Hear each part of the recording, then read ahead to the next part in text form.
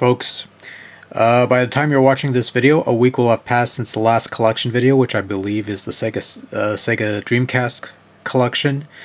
But as I'm recording this, it's been a half hour.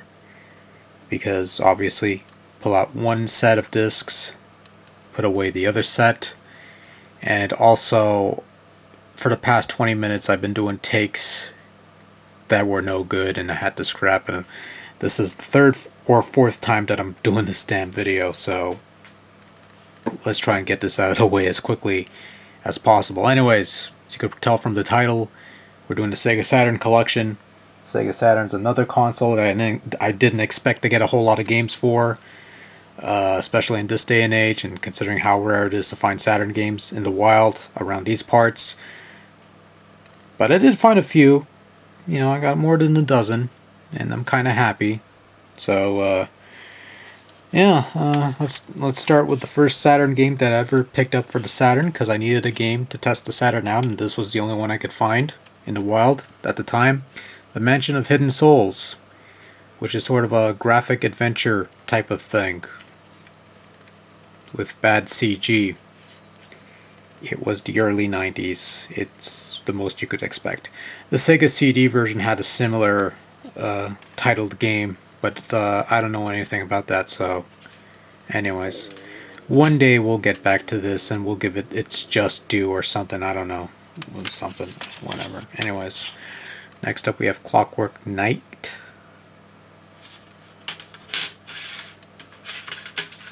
This looks nicer, I guess, right? Like that? Yeah.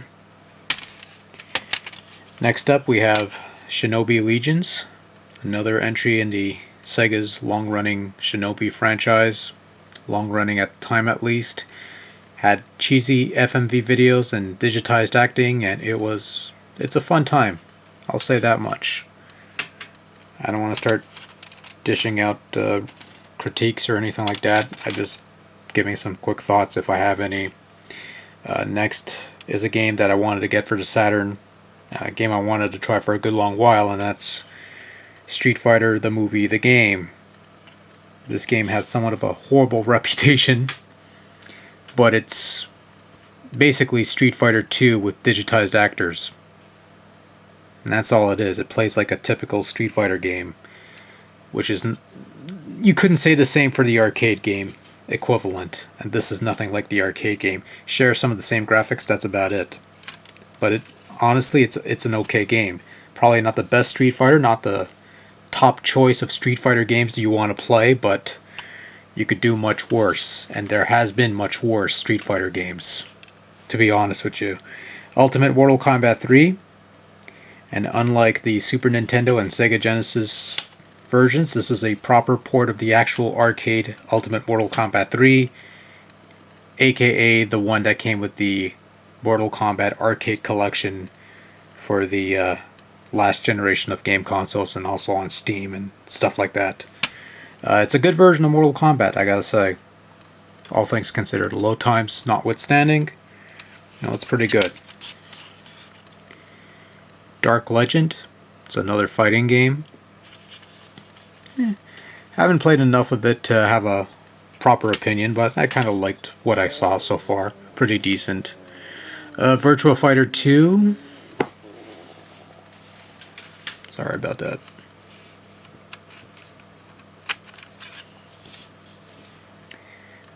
Battle Arena Tershinden Remix. I think I had the original Tershinden on PlayStation, could be wrong.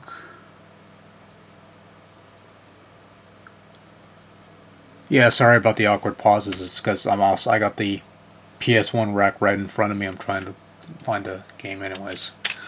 Probably not.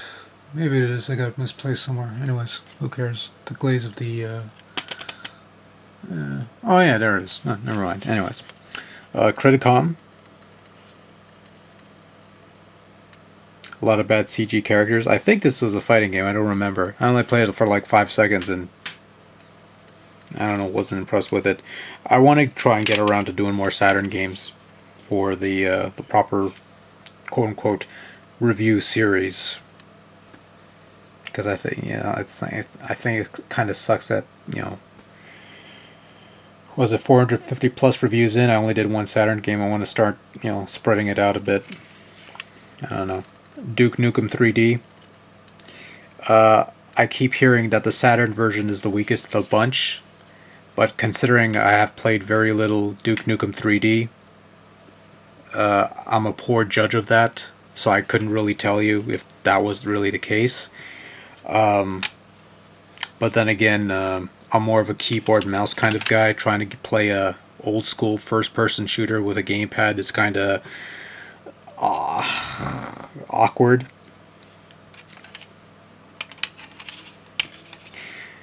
I'm sort of digressing here, but the first time I played Star Wars Battlefront was on the original Xbox, because those were the games I got for. Then when I got the new computer and I got myself a Steam account, I bought the PC version of Battlefront 2. I played that with a keyboard and mouse, and then I tried to play the Xbox version, and it's like night and day, that sort of thing. But I don't know, I digress. Some people could make the jump. Some people need a little more time, and that's totally irrelevant to this conversation. Anyways, moving right along. Sonic 3D Blast. Sonic in 3D. More or less the same game as the Genesis version, only had different music. There might be other differences, but it's been a while since I last touched it, so I don't know. I don't know, someday. Somewhere along the way. MechWarrior 2. Blackfire.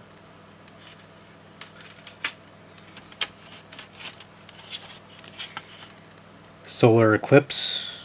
Rail shooter with lots of cheesy full motion video. Although I seem to recall the full motion video footage here being a little higher quality than the, I'm starting to warm up on the stance of FMV games. Some of them aren't nearly as horrible as I recall them being, though to be fair, that's not really high praise, all things considered. Thunderstrike 2.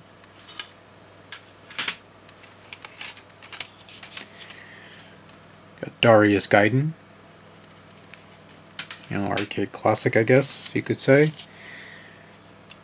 Panzer Dragoon. A staple of on the Saturn. Of course, Panzer Dragoon 2 Zwei. Both fairly enjoyable. Wing Arms.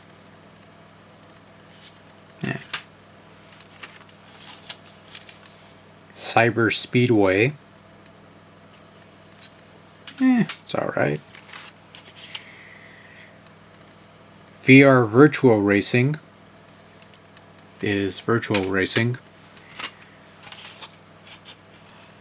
The Lost World Jurassic Park.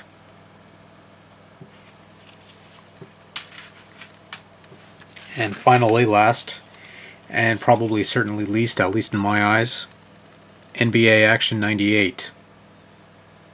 Which, quite honestly, haven't really touched a whole lot of because I'm not really into basketball, and I'm not into basketball games unless it's NBA Jam. Or even Double Dribble.